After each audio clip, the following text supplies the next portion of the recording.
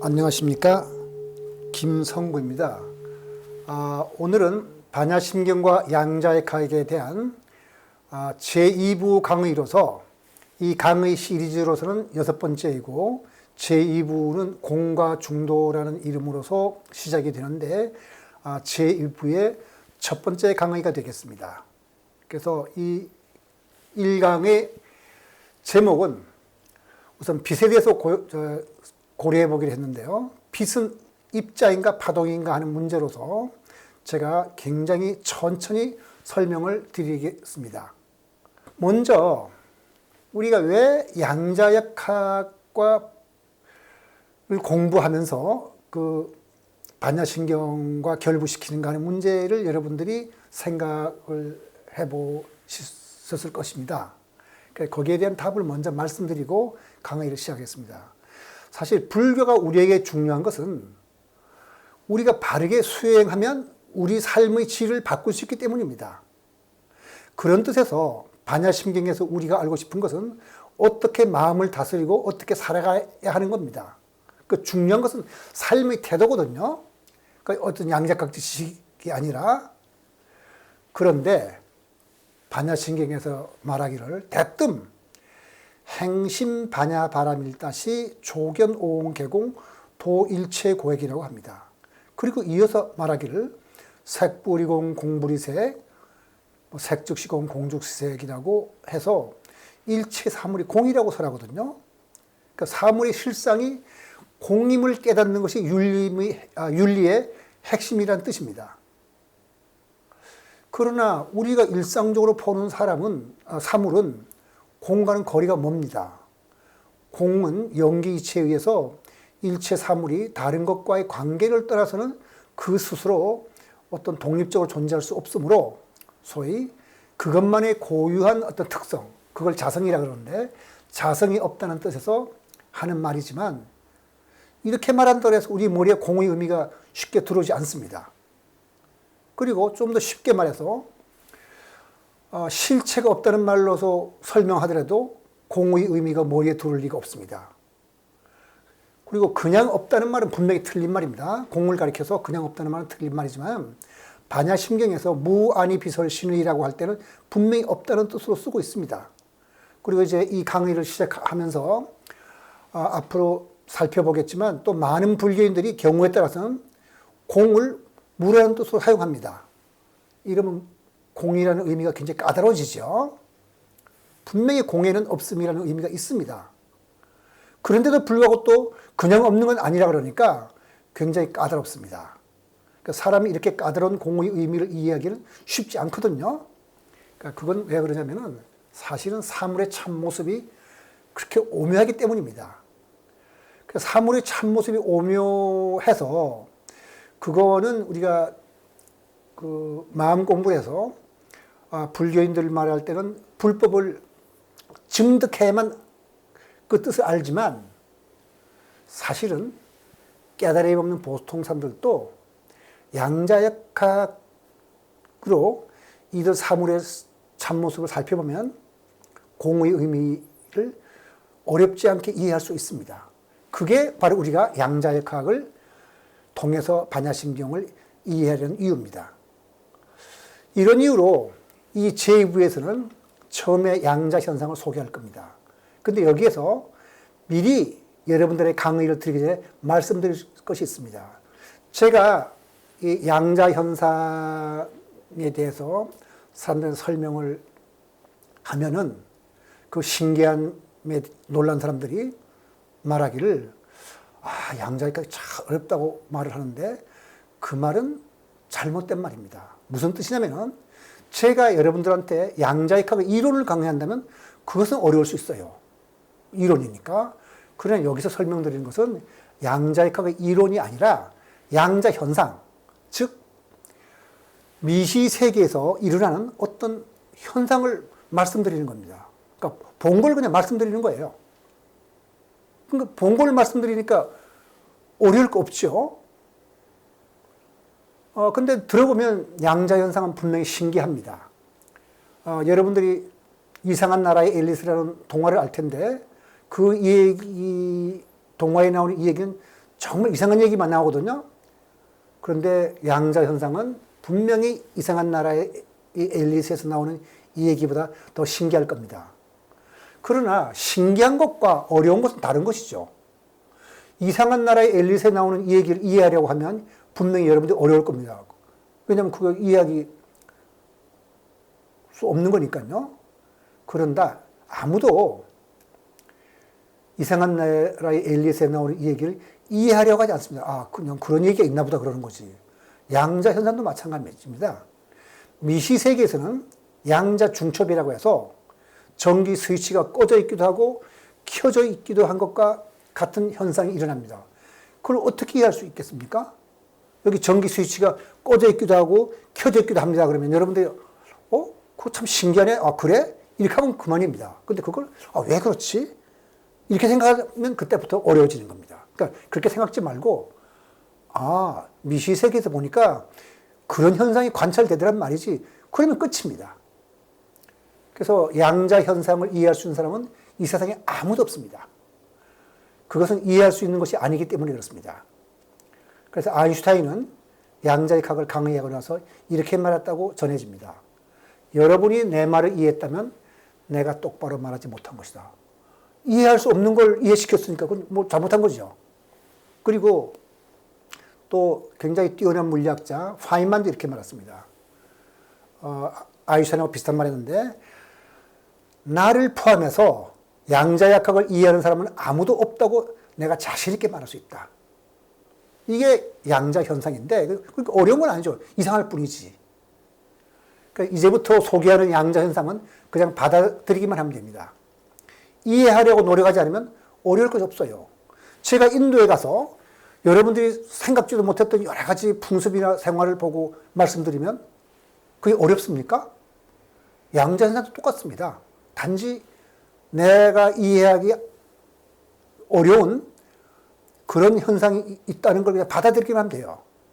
근데 이해하려고 노력하는 그 순간 제가 일부에서 말씀드린 수염을 이불 안에 넣고 자는지 아니면 밖에 내놓고 자는지 알아보려고 노력한다 하다가 잠을 이루지 못했다는 미연공의 처지에 놓이게 될 겁니다. 왜냐하면 이해할 수 없는 걸 이해하려고 했으니까. 그래서 빛의 이중성에 대해서 제가 설명을 하게 되는데 먼저 파동에 대해서 잠깐 설명을 드리죠. 여기에 보이는 그림에 오르락 내리락 하는 이 그림이 파동이죠. 그래서 오르락거렸다가 올랐다가 내려갔다가 다시 올라갈 때 똑같은 모양이 반복되는 걸 파장이라고 그러고 그다음 오르락거리 내리락거리는 폭을 진폭이라고 그러니까 이건 뭐 어려운 거 없네요. 그런데 이 파동을 더하면 좀 이상한 일이 생깁니다. 무슨 말이냐면 여기에 보다시피 솟아오른 걸 우리가 마루라고 그러고 내려간 것을 골이라고 그러는데 마루와 마루, 골과 골이 겹칠 때는 더하면은 골의 높이를 1이라고 그러고 골의 깊이네요. 골의 깊이를 1이라고 그러고 마루의 높이를 1이라고 그럴 때 만일 마루와 골 이렇게 합쳐진 걸 하면은 똑같은 모양이 합쳐졌으니까 진폭이 2배씩 될 겁니다. 그죠? 높이가 1인 그 마루와 또 높이가 1인 마루 둘을 합쳐졌으니까 마루의 높이가 2가 될 겁니다. 그 다음에 골의 깊이도 2가 되죠. 그래서 골과 마루가 1인 파동 둘이 합쳐져서 마루의 높이가 2가 되고 골의 깊이가 2가 되는 그러한 파동이 만들어질 겁니다. 그런데 그 오른쪽을 보세요. 오른쪽은 골과 마루가 만났습니다. 우리가 골을 그래프상에 마이너스 1이라고 그러고 마루를 이렇게 올라왔으니까 플러스 1이라고 부른다면 마이너스 1과 1이 합쳐지니까 0이 되겠죠. 그래서 그 오른쪽 그림 위에 있는 것처럼 만일 골과 마루가 합쳐지게 되면 그냥 파동은 소멸해서 없어집니다. 그 다음에 파동의 성질 또 하나는 뭐냐면은 파동이 지나갈 때 거기에 파란 공을 쳐서 튕겨내지 못하죠. 제자리에서 진동만 시키지 튕겨내지 못합니다. 그러니까 파동은 충격을 전하지 못합니다. 그런데 일상 경험 세계와 고전역학에서 볼 때 입자는 어떤 거냐? 거기 보면은 오른쪽 왼쪽 다 마찬가지인데 오른쪽에서는 벽돌들이 부딪혀서 튕겨나가죠, 서로. 왼쪽 그림에서는 어떻습니까? 빨간 공과 파란 공이 서로 부딪혀서 튕겨나가겠죠. 그러니까 튕겨나가게 하는 게 입자의 성질입니다. 입자는 질량을 가진 실체라고 생각합니다. 그런 것이 있다, 이렇게 보는 거죠. 그 다음에 입자는 다른 입자에게 충격을 가하여 운동량을 전달할 수 있다. 그래서 입자 파동의 성질을 한번 대비를 해줘. 비교해보면 오른쪽이 파동이고 왼쪽을 우리가 입자의 성질을 딱 했으면 제일 위에 어떻습니까? 입자는 라는 건 똑똑 떨어져 있습니다. 구슬이나 공은 똑똑 떨어져 있어서 똑똑 떨어진 걸 하나 둘 셀 수가 있고 파동은 연속적입니다. 제가 말하는 것이 음파로서 여러 번 전달되는데 이거 셀 수 없죠. 그냥 다 붙어버렸으니까. 그 다음에 입자라는 것은 갇혀 있습니다. 제가 여기 한 주먹에 구슬을 손에 쥔다면 그 구슬들은 제 손에 갇혀 있죠. 근데 제 소리는 어떻습니까? 이 방 안에 어디 한 곳에 갇혀 있는 것이 아니라 이 방 안 전체 다 퍼져나가잖아요. 그러니까 전파가 됩니다. 그 다음에 입자라는 것은 어떤 몸같이 실제로 존재하는 것 같아요. 근데 파동이라는 것은 뭡니까? 흔들리는 현상이잖아요. 물이라 그러면 물 자체는 입자로서 실제 하는 것이지만은 물이 흔들리는 것은 물이라는 것이 흔들리는 현상이니까 몸짓에 해당합니다. 그 다음에 입자 파동이 갖고 있는 물리량을 보면은 입자는 각각의 입자가 가지고 있는 물리량 합입니다. 질량이라 치면은 여기 구슬이 2개 있다면 구슬 2개의 질량을 합치면 돼요. 근데 아까 설명드렸습니다만 파동 어떻습니까? 골과 골이 만나느냐, 골과 마루가 만나느냐에 따라서 진폭이 2배가 되기도 하고 소멸하기도 하죠. 그러니까 더할 때, 파동을 더할 때는 이상한 현상이 일어납니다. 소위 간섭이라는 이상한 현상이 일어나게 됩니다. 왼쪽에 있는 입자의 성질과 오른쪽에 있는 입자의 성질은 완전히 논리적으로 다르기 때문에 두 개는 논리적으로 양립할 수 없는 성질을 가지고 있죠. 어떤 것이 입자라 그러면 그건 결코 파동일 수가 없고 어떤 것이 파동이라 그러면 그건 결코 입자일 수 없을 것 같습니다. 그런데 자연은 인간의 생각과는 상관없이 이중성을 나타내게 됩니다. 이중성이란 말은 이제 제가 조금 이따 다시 설명하겠습니다만은 논리적으로 양립할 수 없는 두 가지 성질을 이중성이라고 그러는데 그래서 어떤 것이 파동이냐 입자냐 하는 걸 알기 위해서는 거기에 지금 보이는 그림에 보면 아래 구멍, 벽에다 구멍을 2개 뚫어놓고 그걸 슬릿이라 부릅니다. 그 2개의 구멍을. 그 아래쪽을 슬릿 1, 위에 있는 거 슬릿 2라고 그러면은 구멍 1을 통해서 지나온 어떤 것과 슬릿 2를 통해 지나오는 것이 이 스크린에서 만나게 되죠. 그 만났을 때 그 만나는 그 자리가 어떻게 되느냐면은 지금 그림에서 보다시피 골과 골이 만나게 되고 마루와 마루가 만나게 되면 그게 오른쪽 그림인데 이것은 보강 간섭이 됩니다. 그러니까 진폭이 2배가 되는 거거든요. 근데 이 파동은 색이 어떻게 되냐면은 진폭이 제곱이 되니까 진폭이 1인 파동과 진폭이 1인 파동 둘이 만나서 진폭 2가 되면은 이 파동의 세기는 4가 되는 겁니다. 근데 왼쪽은 보면 어떻겠습니까? 그 슬릿 2개를 지나온 파동이 위에서 지나온 파동과 아래에서 지나온 파동이 만나니까 골과 마루가 만나죠. 그럼 소멸해 버리죠. 그래서 어느 위치에서 만나냐에 따라서 이 벽면에 그 떨어지는 어떤 파동이든 입자인지는 우리가 이제 나중에 말하겠지만 파동이라 치면은 어떤 데서는 사라지고 어떤 데서는 또 세지고 이런 일이 일어날 겁니다. 그래서 이제 구체적으로 우리가 여기서 그림에서 우선 왼쪽을 보십시오. 거기에 보면은 벽면에 구멍을 뚫어놓고 A와 B라고 그랬죠. A가 위에 있는 슬릿이고 B가 밑에 있는 슬릿인데 이 그림에서는 B를 막아뒀네요. 막아두면은 무엇이 들어왔을 때 A만 지나가니까 하나이기 때문에 그것은 보강 간섭이든지 소멸 간섭이든지 간섭이 일어나지 않아요.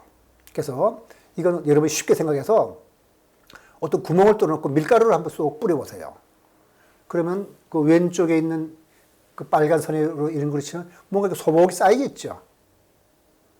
파동도 입자도 구멍 하나를 뚫어놓고 되면 저렇게 소복이 쌓이는 것처럼 모양이 돼요. 그 다음에 오른쪽 그림을 볼까요? 거기는 슬릿 A, 위에 있는 슬릿 A를 막아놓고 B만 열어놨습니다. 그러면 그때 B를 통해서 들어온 입자나 파동은 거기에 초록색 그림처럼 소복이 쌓이게 되죠. 그러니까 둘 다 소복이 쌓인다는 면에서 슬릿이 하나인 경우에는 파동인지 입자인지 구별이 안 돼요. 그런데 슬릿을 두 개를 열어놨습니다. 이번에는 A와 B를 열어뒀더니 A를 지나오는 녀석은 거기에 점선으로 된 빨간 것처럼 쌓이고 B를 지나온 것은 그 초록색 점선으로 된 것처럼 쌓이면 두 개 합쳐지면 어떻게 되겠어요? 큰 소복한 무더기가 되겠죠. 간섭 무늬가 나타나지 않습니다. 그러니까 두 개의 슬릿을 열고 여러분이 모래알이나 밀가루를 이렇게 한번 위에서 한번 뿌려보세요. 이렇게 될 테니까. 손 두 개 쥐고서 이렇게 뿌려보면 될 거예요. 그런데 두 개의 슬릿을 열고 파동을 보낸다면 우리가 이제 잘 알지만 빛이 그런 건데 거기에 지금 슬릿에 보면은 위에는 빨간 색깔을 칠해서 1이라 불렀고 밑에는 빨간 색깔 2라 불렀는데 1만 통과시키면 그러니까 2를 가다 두면은 거기 중간쯤에 보면 빨간 선으로 이렇게 쏙 솟아온 이런 거 있잖아요. 그렇게 될 거예요. 그 다음에 1을 막고 2만 열어두면은 그 파란 선처럼 이렇게 소복이 솟아오는 거 될 거예요. 그러니까 각각은 빨간 선이나 파란 선은 입자인 경우나 파동의 경우에나 뭐 똑같으니까 구별이 안 되는데 문제는 두 개 다 열었을 때 어떻게 되느냐. 그러면 간섭이 일어나가지고 거기에 이렇게 올라갔다 내려갔다 하는 그래프가 보이잖아요. 어떤 곳에서는 강해지고 약해지고 강해지고 됩니다. 그것을 만약 우리가 요 스크린이 형광판이라면 제일 오른쪽에 보이는 그림처럼 밝고 어둡고 밝고 어두운 무늬가 쭉 나타날 겁니다. 그러니까 이렇게 이와 같이 밝고 어두운 무늬가 이렇게 교차하면서 나타난다면 아, 이것은 파동이구나 하는 걸 우리가 알게 돼요. 그게 아니고 그냥 두 개 열어서도 이렇게 수북히 이렇게 쌓이게 되면 입자다. 그래서 그러니까 파동과 입자를 구별하는 방법은 굉장히 쉽습니다. 자, 그래서 원래 물리학자들이 그 빛이 입자인지 파동인지 논쟁이 있었어요. 위대한 물리학자 뉴턴은 입자라 그랬고 또 네덜란드의 호이겐스라든가 이런 사람들은 파동이라 그래가지고 파동이라는 증거가 우세해지는 마렵에 결정적인 증거를 못 찾았는데 1801년에 영이라는 어떤 젊은 의사가 지금 그림에 보는 것처럼 제일 왼쪽에 광원이 있고 거기서 빛을 보내서 슬릿을 통과시키면은 그 슬릿 A와 B를 통과시킨 슬릿이 스크린에 만나게 되면 어떻게 됩니까? 이렇게 강해지고 약해지고 강해지는 이 그래프가 생기죠. 그래서 제일 오른쪽에 보는 것처럼 밝고 어두운 띠가 나타납니다. 이건 빛이 파동이라는 결정적인 증거입니다. 그래서 1801년 영의 실험에 의해서 물리학자들은 빛은 파동이라는 100%의 증거를 얻었습니다. 그럼 아까 보여준 대로 빛과 파동은 서로 양립할 수 없는 성질을 가진 거기 때문에 일단 파동이라면 빛은 입자일 수가 없죠. 그렇게 해서 사람들이 100년 동안 그렇게 믿었습니다. 그런데 이제 빛이 파동이라 그러면 입자를 튕겨나가지 못하게 할 거잖아요. 그런데 20세기 초에 그러니까 영의 실험이 있은 지 100년쯤 지난 다음에 물리학자들은 빛이 입자일지도 모른다는 여러 가지 증거를 얻게 돼가지고 여러 가지 이제 이론도 나오고 할 때인데 1923년에 컴프턴이라는 미국 물리학자가 빛이 전자를 튕겨나가게 하는 실험을 했습니다. 이것은 빛이 입자라는 결정적인 증거거든요. 그 그림을 보면 어떻습니까? 그 표적전자라 보였죠? 거기 가만히 있는 전자를 왼쪽에서 빛이 입자해가지고 탕 때려가지고 빛이 튕겨나가고 전자도 튕겨나가요. 그 말은 뭡니까? 당구공이 둘이 부딪혀서 튕겨나가는 것처럼 전자와 빛이 서로 충돌해서 튕겨나가는 거잖아요. 이것은 빛이 입자라는 결정적인 증거입니다. 아까 제가 그래프를 보여드릴 때, 그 파동이라 그러면 튕겨나가지 못한다 그랬는데, 이제는 빛이 전자를 튕겨나가게 하니까 빛이 입자가 됐네요. 그 말은 뭐냐면, 여기 뭐 물리학적인 용어니까 여러분이 꼭 알아야 될 건 아니지만은, 그렇게 튕겨나가게 하는 힘을 우리가 운동량이라고 그러는데, 운동량을 가진다는 증거를 얻었습니다. 빛은 파동이기도 하고 입자이기도 합니다. 근데 파동과 입자는 앞서 정리해 드린 바와 같이 논리적으로 양립할 수 없는 성질을 가져요. 그럼에도 불구하고 그건 우리 생각이고 빛은 입자, 파동, 이중성 같습니다. 그래 우리의 통상적인 경험으로는 이중성이 있을 수 없다고 생각하죠. 그러나 지금 보셨듯이 빛은 입자, 파동의 이중성을 갖습니다. 그러니까 자연은 우리의 생각과는 상관없이 행동합니다. 참고로 말씀드리자면 여러분들이 사전을 찾아서 이중성을 찾아본다면 양면성이란 말과 구별이 안 될 거예요. 그러니까 양면성이라는 건 무슨 뜻이냐면 과학기술을 예를 들면 과학기술에는 유용한 면과 위험한 면이 있을 수가 있습니다. 그 두 가지 함께 다 있거든요. 둘이 함께 있어요. 이럴 때는 과학기술의 양면성이라고 하지 이중성이라고 하지 않습니다. 그럼 이중성은 뭐냐? 그래서 여러분들이 이중성을 이해를 시키기 위해서 제가 두 가지 그림을 줬는데요. 오른쪽 그림을 봅시다. 오른쪽 그림을 보면은 얼굴이 서로 반대 방향으로 보는 신의 얼굴이 이걸 야누스라고 그래요. 우리가 야누스적 얼굴이라든가 해서 이런 표현들을 많이 하는데 두 가지를 함께 갖고 있죠. 이런 것을 우리가 야누스에서 양면성이라고 그러거든. 근데 왼쪽 그림을 보세요. 그림은 하나예요. 근데 어떻게 보면은 젊은 아내가 보이죠. 또 다르게 보면은 그 어머니가 보이죠. 그 늙은 어머니와 젊은 아내가 둘이 이렇게 붙어 있는 것이 아니고 젊은 아내가 그대로 늙은 어머니입니다. 이게 이중성의 의미입니다. 자, 이 그림을 통해서 여러분이 이중성과 양면성의 의미를 이해하셨다고 제가 믿겠습니다. 자, 그래서 빛이 입자 파동의 이중성을 갖는다는 것은 불교 교리를 과학적으로 뒷받침하는 것이 돼요. 왜냐하면 빛이 자성을 갖지 않는다는 뜻이거든요. 만약 빛이 파동이라는 어떤 특성을 갖는다면, 소위 자성을 갖는다면 그것은 불변이 고유한 성질이기 때문에 파동과 논리적으로 양립할 수 없는 다른 성질을 가질 수 없을 거잖아요. 그러나 지금 보다시피 파동인 빛이 이중성으로서 입자가 되니까 자성이 없는 거죠.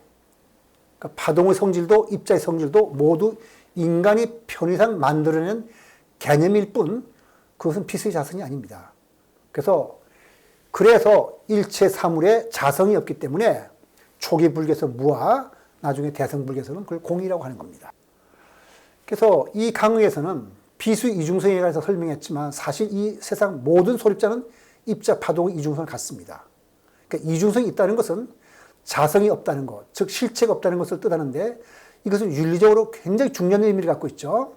만약 일체 사물에 자성이 있다면 옳고 그름도 불변의 성질이 있다고 생각해서 모든 것을 선과 악으로 나눠 보게 되고 이것이 선이니까 이것 아닌 것을 악이라고 보게 되고 결국 종교나 윤리는 배타성을 갖게 될 겁니다. 나만 옳고 나 아닌 건 다 틀렸다. 근데 부처님은 특정한 견해나 규범에 매달린 것을 무척 경계했습니다. 나만 옳다 그러는 걸. 그래서 뭐라고 말씀하냐면 네 가지 집착이 있다. 감각적 쾌락의 욕망에 대한 집착, 견해에 대한 집착, 규범과 금기에 대한 집착, 실체 이론에 대한 집착이다. 이러한 집착을 끊어버리기 위해 팔정도를 닦아야 한다. 그래, 공임을 알면은 이제 규범과 금기에 집착하지도 않을 거고 견해에 대해서 집착하지 않겠죠. 어떤 조건 하에서만 그런 견해가 오를 거고 어떤 조건과 어떤 환경에 대해서 그러한 규범과 금기가 맞을 거니까 환경이 바뀌면 바뀔 테니까. 그래서 실제로 이 행동을 옮기기 어려운데 불교의 우빨리라는 굉장히 유명한 장로가 있습니다. 근데 이 우빨리는 원래는 자이나교의 큰 후원자였었어요. 장자가 돼가지고 자이나교에다가 돈도 많이 물질적으로 이렇게 보시도 많이 한 사람인데 부처님이 말씀을 들어보니까 이 부처님이 대단한 분 같거든요. 그래서 부처님이 제자가 되겠다고 찾아왔어요. 그러니까 부처님이 그러지 말라 그랬습니다.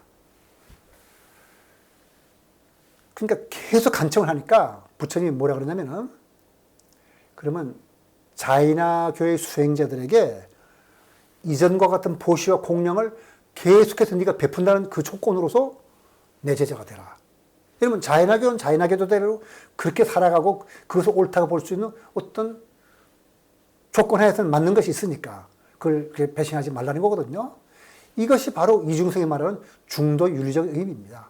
그러니까 부처님은 아주 중도는 나중에 다시 한번 설명드리겠습니다만은 여기서 이미 중도 얘기가 나왔으니까 장님 코끼리 만지길 말씀드리자면은 그 장님이 코끼리 다리를 만지면 뭐라 그러냐면은 보이지 않으니까 코끼리 다리는 만 만져보고 기둥이라고 그럽니다. 코끼리를.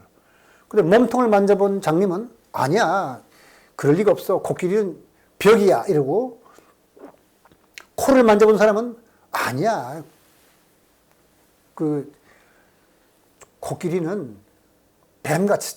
이러고 어떤 머리를 만져본 사람은 아니야. 코끼리는 항아리 같아. 이렇게 말할 겁니다.